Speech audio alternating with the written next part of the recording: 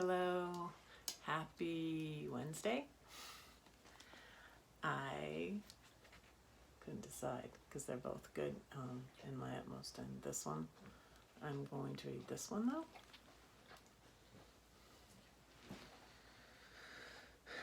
My God, why hast thou forsaken me? Matthew 27, verse 46. Who's looking on his paws again? A Chinese tale tells the story of an old farmer and his only son. One night the old man's horse escaped, and the neighbors came to comfort him in his loss. He said, "How do you know this is bad luck?" Several days later, his horse returned with a herd of wild horses. Now his friends congratulated the farmer for his good fortune. But the old man said, "How do you know this is a good thing?" His son broke his leg trying to tame one of the wild horses. Again, the neighbors gathered, this time to bemoan the new misfortune. "How do you know this is ill fortune?" asked the old man. Soon a warlord came to recruit able-bodied youth for his army. And the farmer's son escaped conscription because of his broken leg. In true fashion, the farmer's friends expressed their pleasure over such good luck. Here the story ends, but it could go on forever. What a true picture of recovery and of the church. It seemed a bad day when we discovered our addiction.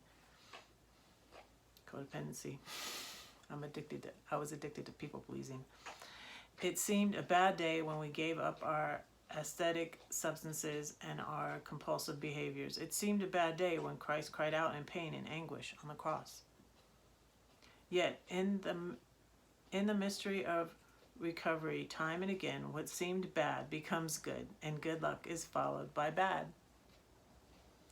Yet God always has the last word. He brings Easter out of all our Good Fridays, and even as Good Fridays follow our new resurrections, Easter is always the final word. That's why I decided to read this one. Almighty Christ, grant me the will and willingness to accept good and bad days as a part of your mystery towards the final good day in your kingdom. Amen. And so I have a video on why I'm thankful for rats. And that's what it's about. Like bad things happening that push us forward and turn out to be good things. So I will link that below. And also the my utmost for his highest. I need to tape this back on here. My utmost for his highest is am I cardinally minded? Yes. I'll link that below because that was very good today, and I have a lot of stuff going on. I'm doing my taxes, so I'm gonna make this short, but I will link this one about being cardinally minded below, because what I was gonna say about that is because I can see that it's very much built up.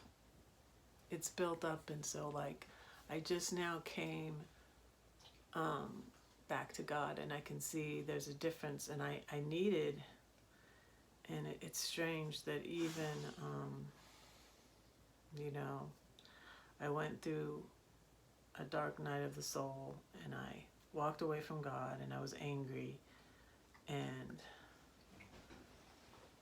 I couldn't stay away from him. He was drawing me back to him, but I can see that now, like things that are happening, I'm not as patient as I was before, and that has even turned out good because I needed to learn to be less patient with toxic people. As I said a couple of times, I quoted the quote from Maya Angelou, "When people show you who they are, believe them." And so my problem with my codependency was I kept giving people another chance, and then, they would hurt me again, stab me in the back, and the toxicity continued with these people in my life, and I kept meeting, more people. I was talking to my son yesterday. My son called right before I went. I was about to jump in the pool, go in the pool, go swimming, and my son called me, and I had time since I got there really early. So I talked to my son, and he said he's going to help me find a place when I move to Colorado. So he's like, do you want to rent rooms out in the house? And I was like, no, no, I want to live alone. Because, I met a lot of great people doing Airbnb, but I don't want to rent to people anymore. And we used to rent out houses, and I never really wanted to do that. That was my ex's decision, and then he really dropped the ball on it, and I ended up managing it, and he really didn't do it well. And at first, when we started doing it, he was taught how to do the background checks and all of that and get good tenants, but he dropped the ball. We got bad tenants in our houses. They didn't pay, and then he didn't want to evict, and it just was really a mess. And then the expenses, I'm enjoying right now at this time. Eventually I'll have a sticks and bricks again, but I'm enjoying right now not having the expense of upkeep on the house. Uh-oh. Blue has started. Blue.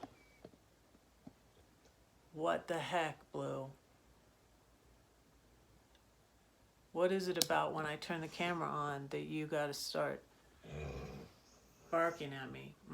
No.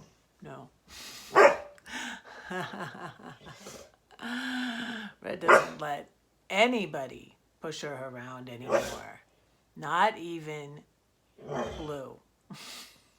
But anyways, I was done anyways. Okay? I was done anyway. But this is not good. No, not good. Blue might be getting a timeout. Yep. I have to go. Love y'all. Bye.